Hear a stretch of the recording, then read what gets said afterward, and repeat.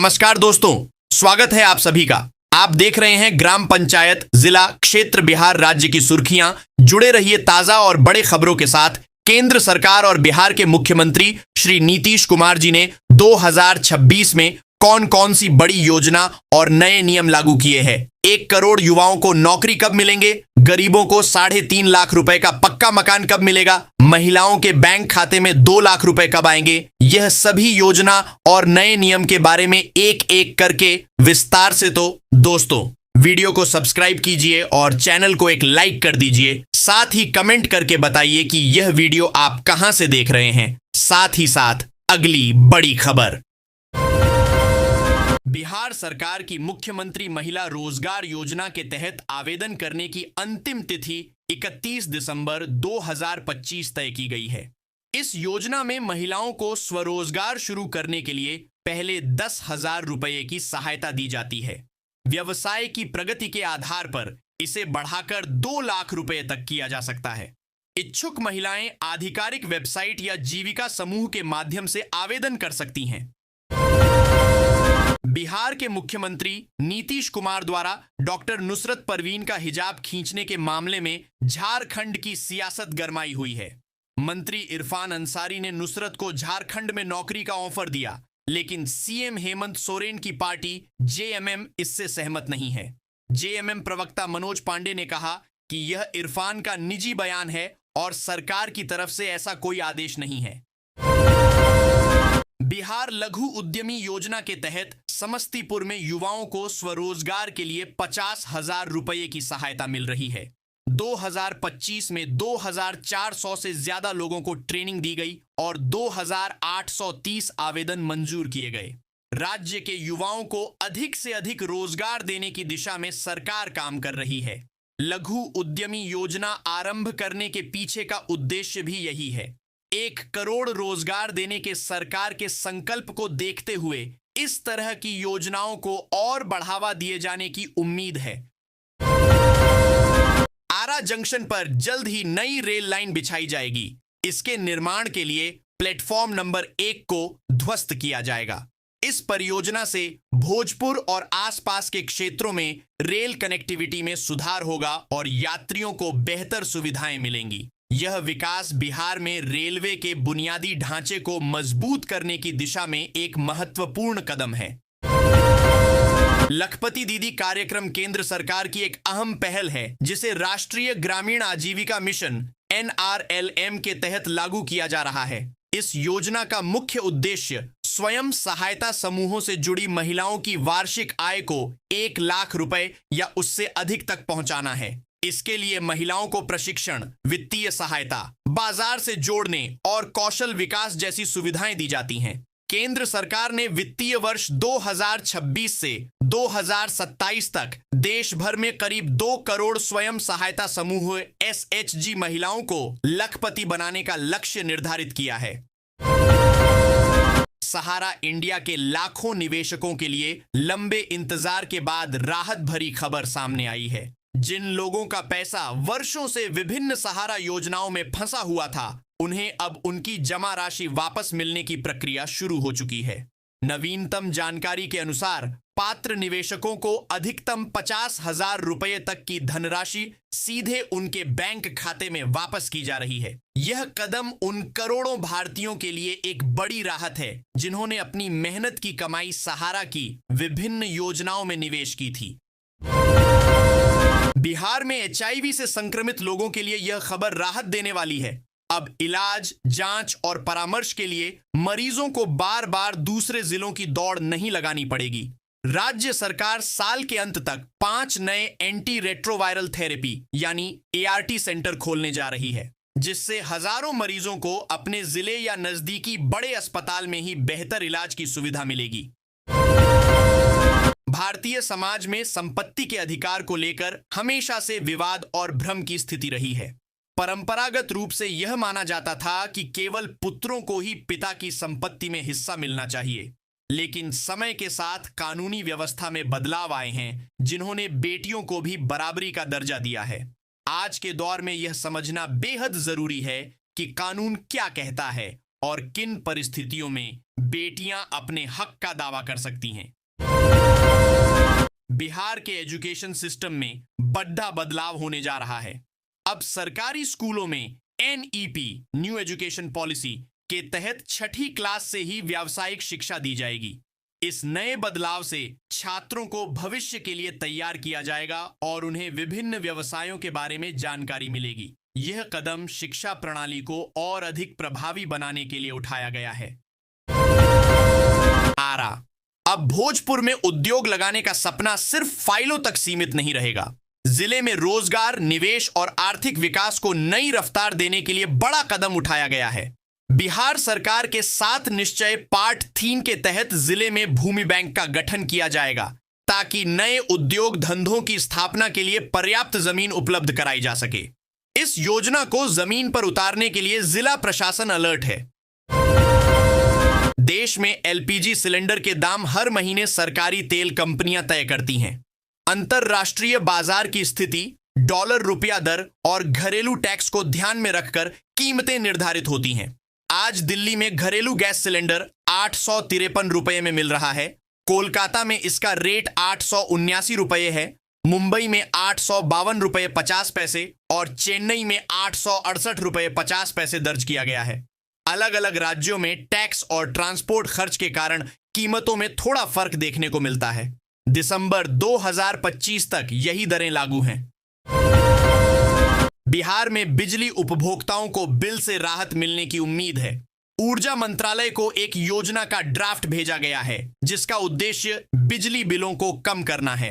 इस योजना के तहत सरकार बिजली सब्सिडी और ऊर्जा संरक्षण को बढ़ावा देने पर ध्यान केंद्रित कर सकती है। इससे राज्य के नागरिकों को वित्तीय सहायता मिलेगी और ऊर्जा की बचत को प्रोत्साहन मिलेगा। पथ निर्माण मंत्री दिलीप जायसवाल के मुताबिक गंगा के दोनों किनारों पर मरीन ड्राइव बनने से पटना का शहरी विस्तार तेज होगा। सोनपुर, हाजीपुर, शीतलपुर, दिघवारा और बिदुपुर जैसे इलाके मिनटों में पटना से जुड़ जाएंगे। आरा, सीवान, गोपालगंज, मुजफ्फरपुर और समस्तीपुर के लोगों को भी इसका सीधा फायदा मिलेगा। बेहतर कनेक्टिविटी के साथ पर्यटन, रियल एस्टेट और रोजगार के नए अवसर पैदा होंगे। बिहार के मंत्री दीपक प्रकाश ने सीएम नीतीश के ड्रीम प्रोजेक्ट पर ध्यान केंद्रित किया है। उन्होंने अधिकारियों को सख्त निर्देश दिए हैं ताकि परियोजना समय पर पूरी हो सके। सरकार इस परियोजना को लेकर गंभीर है और मंत्री दीपक प्रकाश व्यक्तिगत रूप से इसकी प्रगति की निगरानी कर रहे हैं। यह परियोजना पटना और बिहार के विकास के लिए महत्वपूर्ण है। प्रधानमंत्री आवास योजना ग्रामीण के तहत आवेदन करने वाले लोगों के लिए बड़ी खुशखबरी सामने आई है। राज्य के 18,500 लाभार्थियों को 23 दिसंबर को एक साथ आर्थिक सहायता मिलने जा रही है। इस दिन 100 करोड़ रुपए की राशि सीधे लाभार्थियों के बैंक खातों में डीबीटी डायरेक्ट बेनिफिट ट्रांसफर के माध्यम से भेजी जाएगी। अगर आपने भी पीएम आवास योजना ग्रामीण के लिए आवेदन किया है तो यह खबर आपके लिए बेहद जरूरी है। बिहार में पर्यटन को बढ़ावा देने के लिए सरकार ने 7 जिलों में नए डेस्टिनेशन विकसित करने की योजना बनाई है। इसके साथ ही राज्य में 7 नए 5 सितारा होटल भी बनाए जाएंगे। यह योजना बिहार में पर्यटन को एक नया आयाम देगी और पर्यटकों को आकर्षित करने में मदद करेगी। इससे राज्य की अर्थव्यवस्था को भी बढ़ावा मिलेगा। सरकार एक के बाद एक ऐसी योजनाएं पेश कर रही है जिनका दावा है कि इससे लोगों का खर्च कम होगा और आने वाला कल सुरक्षित बनेगा। इसी सिलसिले की अहम कड़ी है भारत सरकार की सोलर रूफटॉप सब्सिडी योजना, जिसे सरकार ने पीएम सूर्य घर मुफ्त बिजली योजना के नाम से पेश किया है। बढ़ते बिजली बिलों से परेशान मध्यम वर्ग और गरीब 2 तबके के लिए यह योजना किसी मरहम से कम नहीं मानी जा रही। इसे आर्थिक राहत का मॉडल कहा जा रहा है। आज 22 दिसंबर 2025 की सुबह उत्तर भारत के लोगों के लिए कड़ाके की ठंड और घनी धुंध लेकर आई है। अगर आप आज घर से बाहर निकलने की सोच रहे हैं तो जरा ठहरिए और मौसम का हाल जान लीजिए। मौसम विभाग ने स्पष्ट कर दिया है कि मैदानी इलाकों में शीतलहर और पहाड़ों पर बर्फबारी का दौर शुरू हो चुका है। साल के आखिरी दिनों में सर्दी अपने पूरे शबाब पर है। हालात ऐसे हैं कि सूरज के दर्शन दुर्लभ हो गए हैं और विजिबिलिटी इतनी कम है कि हाईवे पर चलना जोखिम भरा हो सकता है। भागलपुर के नवगछिया मदरौनी की आयुषी सिंह ने all India law entrance test AILET में 19वीं रैंक हासिल कर सफलता प्राप्त की है।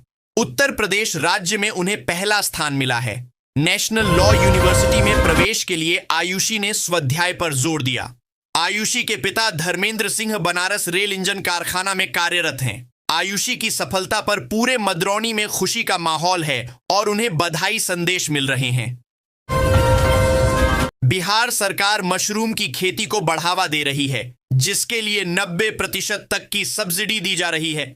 यह योजना राज्य के नागरिकों को स्वरोजगार के अवसर प्रदान करने और कृषि क्षेत्र को मजबूत करने के उद्देश्य से शुरू की गई है। इच्छुक किसान इस योजना का लाभ उठाकर मशरूम की खेती शुरू कर सकते हैं और अपनी आय बढ़ा सकते हैं। भागलपुर के तिलका मांझी थाना क्षेत्र में दवा विक्रेता गौतम कुमार साइबर ठगी के शिकार हुए। बिजली मीटर अपडेट कराने के नाम पर साइबर अपराधियों ने उनसे 19,500 रुपए ठग लिए। कनीय अभियंता बनकर फोन किया और मीटर अपडेट करने के नाम 19,500 रुपए ठग लिए, पर ऐप खुलवाकर पैसे निकाल लिए। पीड़ित ने 1,930 पर शिकायत दर्ज कराई है और पुलिस मामले की जांच कर रही है। विद्युत विभाग ने उपभोक्ताओं से सतर्क रहने की अपील की है। आज के दौर में बहुत सी महिलाएं आत्मनिर्भर बनना चाहती हैं और अपने परिवार की आर्थिक मदद करना चाहती हैं, लेकिन घर की जिम्मेदारियों के कारण बाहर जाकर नौकरी करना हर किसी के लिए आसान नहीं होता। इसी समस्या को ध्यान में रखते हुए महिला वर्क फ्रॉम होम योजना को महिलाओं के लिए एक बेहतर अवसर के रूप में देखा जा रहा है। इस योजना के माध्यम से महिलाएं घर बैठे काम करके हर महीने 6,000 से 25,700 तक की आमदनी कर सकती हैं। भागलपुर में ग्रामीण कौशल योजना के तहत रोजगार मेले का आयोजन किया गया, जिसमें 17 कंपनियों ने भाग लिया। इस मेले में 3,180 युवाओं ने नौकरी के लिए आवेदन किया। यह आयोजन युवाओं को रोजगार के अवसर प्रदान करने और कौशल विकास को बढ़ावा देने के उद्देश्य से किया गया था। युवाओं ने उत्साहपूर्वक भाग लिया। मुख्यमंत्री वर्क फ्रॉम होम योजना का उद्देश्य महिलाओं को आर्थिक रूप से सशक्त बनाना और उन्हें रोजगार के ऐसे अवसर देना है जो उनके घर और परिवार के साथ संतुलन बना सकें। इस योजना के अंतर्गत महिलाओं को उनकी योग्यता के अनुसार डेटा एंट्री, टाइपिंग, कंटेंट से जुड़ा कार्य, ऑनलाइन सपोर्ट, सिलाई, पैकिंग, हैंडीक्राफ्ट जैसे कई प्रकार के काम उपलब्ध कराए जाते हैं। काम के प्रकार और समय के आधार पर सैलरी तय की जाती है, जिसमें औसतन 8,000 से 15,000 रुपये प्रतिमाह तक कमाई संभव है। जरूरतमंद, विधवा, तलाकशुदा और दिव्यांग महिलाओं को इस योजना में प्राथमिकता दी जाती है। मुजफ्फरपुर में ओंटो और ई रिक्शा के लिए कलर कोडिंग और रूट निर्धारण का ट्रायल रन शुरू हो गया है। शहर को जाम से मुक्ति दिलाने के लिए जिलाधिकारी सुब्रत कुमार सेन और SSP सुशील कुमार ने हरी झंडी दिखाकर इसकी शुरुआत की। इस व्यवस्था के तहत 4,800 ओंटो और ई रिक्शा को कलर कोड किया गया है, जिसमें 4,200 वाहनों के लिए रूट निर्धारित हैं। जनवरी से नियम तोड़ने पर कार्रवाई की जाएगी। बिहार में कड़ाके की ठंड ने लोगों की परेशानी बढ़ा दी है। इस बीच मौसम विभाग ने सोमवार को 26 जिलों के लिए अलर्ट जारी किया है। इसके साथ ही 25 दिसंबर के बाद कोल्ड डे की चेतावनी भी जारी की है। आने वाले दिनों में कनकनी और बढ़ने की संभावना जताई गई है। बांका के अमरपुर में चांदन नदी के तटबंध को बालू तस्करों ने काटना शुरू कर दिया है, जिससे आसपास के गांवों में कटाव का खतरा बढ़ गया है। तस्करों ने लगभग 200 फीट से अधिक तटबंध को काटकर बालू का उठाव कर लिया है। ग्रामीणों ने प्रशासन से सख्त कार्रवाई की मांग की है। खनन विभाग द्वारा लगातार छापामारी की जा रही है और 16 तस्करों के खिलाफ केस भी दर्ज किया गया है। पटना के गांधी मैदान को लेकर फैली अफवाहों पर जिला प्रशासन ने विराम लगा दिया है। हाल के दिनों में यह चर्चा तेज थी कि गांधी मैदान में आम लोगों की दौड़ टहल पर भी रोक लगा दी गई है, लेकिन प्रशासन ने स्पष्ट किया है कि गांधी मैदान में स्वास्थ्य लाभ के लिए आने वाले लोगों पर किसी तरह की पाबंदी नहीं है। रोक केवल कोचिंग संस्थानों और संगठनों द्वारा लगाए जा रहे ट्रेनिंग कैंप पर लगाई गई है, जिन्हें अब मैदान से हटा दिया गया है। बिहार में 5 एक्सप्रेसवे का निर्माण होना है। इसके लिए चर्चा जोरों पर है कि बिहार सरकार यूपी मॉडल अपना सकती है। 7 निश्चय 3 में एक्सप्रेसवे के निर्माण को लेकर विस्तार से चर्चा की गई। इसके साथ ही 2030 तक एक्सप्रेसवे का निर्माण कार्य पूरा कर लेने का लक्ष्य तय किया गया। मुजफ्फरपुर के लेदर पार्क में एक 108 करोड़ रुपए की लागत से ट्रांसफार्मर से जुड़ी सामग्री बनाने की फैक्ट्री लगने जा रही है। इस फैक्ट्री के शुरू होने से न सिर्फ 300 लोगों को सीधे रोजगार मिलेगा, बल्कि बिजली मेंटेनेंस भी पहले से कहीं तेज और सुलभ हो जाएगा। बिहार के लिए खास रहा। खासकर उत्तर पूर्व बिहार के इलाके में इस साल कई बड़ी परियोजनाएं पूरी हुई हैं। पूर्णिया, बांका और लखीसराय जिले में ऐसी परियोजनाएं पूरी हुई हैं जो इस इलाके को राष्ट्रीय स्तर पर एक प्रमुख केंद्र के रूप में स्थापित कर दिया है। देश के करीब 80 करोड़ राशन कार्ड धारकों के लिए सरकार ने एक बड़ी खुशखबरी दी है। जुलाई महीने से राशन कार्ड से जुड़े नए नियम लागू हो गए हैं, जिनका सीधा फायदा लाखों परिवारों को मिलेगा। अगर आपने अभी तक राशन कार्ड के लिए आवेदन नहीं किया है तो जल्द करें, क्योंकि सरकार ने नई राशन कार्ड लिस्ट 2025 जारी कर दी है। जिनका नाम लिस्ट में है वे अब घर बैठे ही इसे ऑनलाइन चेक कर सकते हैं। केंद्र सरकार ने घोषणा की है कि अब राशन कार्ड वाले लोगों को सरकारी दुकानों से न सिर्फ सस्ती कीमत पर अनाज मिलेगा, बल्कि चीनी, दाल, तेल और नमक जैसी रोजमर्रा की चीजें भी आसानी से उपलब्ध होंगी। इतना ही नहीं, राशन कार्ड के आधार पर कई दूसरी सरकारी योजनाओं का लाभ भी मिलेगा, जैसे प्रधानमंत्री आवास योजना, वृद्धा पेंशन और अन्य कल्याणकारी योजनाएं। आज के समय में हर घर में बिजली का बिल लगातार बढ़ता जा रहा है और यह आम परिवारों बजट पर भारी बोझ बन चुका है। इसी समस्या को देखते हुए केंद्र सरकार ने सोलर पैनल योजना 2025 की शुरुआत की है, जो स्वच्छ ऊर्जा के साथ साथ आर्थिक राहत भी देती है। इस योजना की सबसे खास बात यह है कि मात्र 500 रुपए के शुरुआती पंजीकरण शुल्क से लोग इस योजना का हिस्सा बन सकते हैं। सरकार की सब्सिडी के कारण सोलर सिस्टम लगवाना अब पहले से कहीं अधिक सस्ता और सुलभ हो गया है। आज के दौर में एलपीजी गैस सिलेंडर हर घर की बुनियादी जरूरत बन चुका है। सुबह की चाय बनानी हो, बच्चों का टिफिन तैयार करना हो या रात का खाना पकाना हो, रसोई गैस के बिना रोजमर्रा की जिंदगी ठप सी हो जाती है। शहरी इलाकों के साथ साथ अब गांवों में भी बड़ी संख्या में लोग एलपीजी सिलेंडर का इस्तेमाल कर रहे हैं। ऐसे में गैस सिलेंडर की कीमत में जरा सा भी बदलाव सीधे आम आदमी के मासिक बजट पर असर डाल देता है। जब दाम बढ़ते हैं तो रसोई का खर्च बिगड़ने लगता है और जब दाम कम होते हैं तो परिवार को थोड़ी राहत महसूस होती है। लाखों वृद्ध नागरिक, विधवा महिलाएं और दिव्यांग भाई बहन अपने रोजमर्रा के खर्चों के लिए सरकारी पेंशन का इंतजार करते हैं। यह मासिक सहायता उनके लिए महज एक आर्थिक मदद नहीं, बल्कि जीवन की बुनियादी आवश्यकताओं को पूरा करने का एकमात्र सहारा है। साल 2026 में केंद्र और विभिन्न राज्य सरकारों ने इस व्यवस्था में कई अहम बदलाव किए हैं, जो न सिर्फ लाभार्थियों की आर्थिक स्थिति सुधारने में मददगार साबित हो रहे हैं, बल्कि पूरी प्रणाली को आधुनिक और भरोसेमंद भी बना रहे हैं। मुंगेर प्रमंडल के कई जिलों के नगर निकाय क्षेत्रों में सड़क व नाला निर्माण के कार्य जल्द शुरू होंगे। आयुक्त अवनीश कुमार सिंह ने बताया कि मुख्यमंत्री समग्र शहरी विकास योजना के तहत मुंगेर, लखीसराय, बेगूसराय, जमुई और खगड़िया जिले में विभिन्न योजनाओं को प्रशासनिक स्वीकृति दी गई है। इन योजनाओं के पूरा होने से शहरी क्षेत्रों की सड़कें चकाचक होंगी और जल जमाव की समस्या से भी निजात मिलेगी।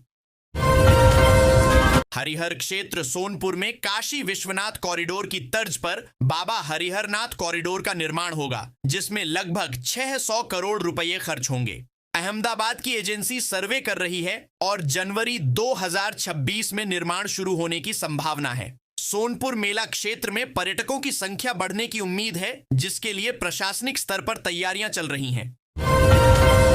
बिहार में ठंड का प्रकोप जारी है। जहानाबाद में पिछले 4 दिनों से धूप नहीं निकली है, जिससे ठंड और बढ़ गई है। तापमान में गिरावट दर्ज की गई है और पारा 9 डिग्री सेल्सियस तक लुढ़क गया है, जिससे लोगों को काफी परेशानी का सामना करना पड़ रहा है। शीतलहर के कारण लोगों का जीवन अस्त व्यस्त हो गया है। जीतन राम मांझी ने एनडीए से नाता तोड़ने की धमकी दी है। उन्होंने बीजेपी पर बेईमानी का आरोप लगाया और एक नया जातीय समीकरण बनाने की बात कही। मांझी ने गठबंधन में अपनी पार्टी के साथ हो रहे व्यवहार पर नाराजगी जताई और बीजेपी पर विश्वासघात का आरोप लगाया, जिससे बिहार की राजनीति में उथल-पुथल की संभावना है। दरभंगा में वीबीजी रामजी मनरेगा फंड में 2.5 करोड़ की गड़बड़ी का मामला सामने आया है। इस मामले के उजागर होने से क्षेत्र में हड़कंप मच गया है। अधिकारियों की मिली भगत से सरकारी धन का दुरुपयोग किया गया है, जिसकी जांच की जा रही है। यह मामला मनरेगा योजना के तहत वित्तीय अनियमितताओं को दर्शाता है। हाल ही में 19 नवंबर 2025 को पीएम किसान योजना की 21वीं किस्त जारी की जा चुकी है, जिसके बाद अब किसानों का ध्यान 22वीं किस्त पर आ गया है। कई किसान यह जानना चाहते हैं कि अगली किस्त कब आएगी और क्या इस बार 4,000 रुपये की राशि मिलेगी। दरअसल कुछ किसानों के बीच यह चर्चा तेजी से फैल रही है कि 22वीं किस्त में दोगुनी रकम मिलने वाली है। सीतामढ़ी में जीविका योजना के तहत रोजगार सह मार्गदर्शन मेला का आयोजन किया गया। DDU-GKY के अंतर्गत सैकड़ों युवाओं को प्रशिक्षण व रोजगार का मौका मिला। स्वरोजगार के लिए महिलाओं व युवाओं को प्रोत्साहित करने के लिए प्रयासरत बिहार सरकार के इस कदम को महत्वपूर्ण माना जा रहा है। सरकार इसके माध्यम से महिलाओं को अपना रोजगार शुरू करने से पहले दक्ष बनाने की दिशा में काम कर रही है। सरकारी दे रही 15,000 की मदद, बिना गारंटी मिलेगा 3 लाख तक का लोन। पीएम विश्वकर्मा योजना सिर्फ आर्थिक मदद तक सीमित नहीं है, बल्कि यह कारीगरों को नई पहचान, बेहतर स्किल और आत्मनिर्भर बनने का मौका देती है। इससे न केवल कारीगरों की आमदनी बढ़ेगी, बल्कि उनके हुनर को भी नई पहचान मिलेगी। कोई दर्जी है, कोई मोची, कोई लोहार, तो कोई खिलौने या टोकरी बनाकर परिवार का पेट पालता है। लेकिन पैसे की कमी, एडवांस स्किल्स का अभाव और महंगे लोन के कारण कई कारीगर आगे नहीं बढ़ पाते। इन्हीं समस्याओं को दूर करने के लिए सरकार ने प्रधानमंत्री विश्वकर्मा कौशल सम्मान योजना शुरू की है। सुपौल के राघोपुर में अतिक्रमण को हटाने पहुंची पुलिस टीम पर अतिक्रमणकारियों ने पथराव कर दिया। इस दौरान बुलडोजर को भी क्षतिग्रस्त कर दिया। वहीं पुलिस ने लाठीचार्ज कर भीड़ को तितर-बितर किया। वीरपुर कोर्ट के आदेश पर पुलिस अतिक्रमण हटाने पहुंची थी। कैमूर पहाड़ी के पर्यटन स्थानों को पर्यटन हब में विकसित करने की दिशा में रोहतासगढ़ रोपवे परियोजना का सर्वे कार्य वर्ष 2020 में पूरा किया गया था। परियोजना का काम 12 करोड़ 65 लाख रुपए की लागत से पूरा हुआ, जिसका सफल ट्रायल हो गया है। अब 45 किलोमीटर का सफर। मोतिहारी की मेयर प्रीति कुमारी के पति और राजद नेता देवा गुप्ता पर पुलिस ने 1 लाख का इनाम रखा है। मोतिहारी एसपी ने बताया कि जिले के 100 अपराधियों की लिस्ट में टॉप पर है। पुलिस ने 10 दिन में सरेंडर करने का आदेश दिया है, नहीं तो कुर्की की कार्रवाई होगी। हिजाब विवाद में नीतीश कुमार के बचाव में केंद्रीय मंत्री जीतन राम मांझी ने कहा कि वे 20 से 25 साल के लड़के नहीं हैं, 74 साल के बुजुर्ग हैं। ऐसे में ये कोई गलती नहीं है। इस घटना को अभिभावक की नजर से देखना चाहिए। इस मामले को बेवजह तूल दिया जा रहा है। दुर्गावती जलाशय परियोजना के डैम पर रोहतास व कैमूर जिलों के रास्ते सैलानी पहुंच सकते हैं। हाउस बोट की भी सुविधा है, जिसमें एक ऐसी युक्त कमरा, एक बाथरूम और एक किचन है। एक बार में 8 से 10 लोगों के बैठने की क्षमता है। 21 दिसंबर 2025 संडे को सोना या चांदी खरीदने का प्लान है और फैमिली के साथ बाजार जाने का सोच रहे हैं, तो पहले 21 दिसंबर का ताजा भाव जान लीजिए। रविवार को सोने का भाव 1,34,000 और चांदी के दाम 2 लाख के पार ट्रेंड कर रहे हैं। आज 22 कैरेट सोने के दाम 1,23,150 रुपए 24 कैरेट का भाव 1,34,330 रुपए और 18 कैरेट सोने का रेट 1,70,900 रुपए पर ट्रेंड कर रहा है। इसके अलावा 1 किलो चांदी की बात करें तो इसका भाव 2,14,000 रुपए चल रहा है।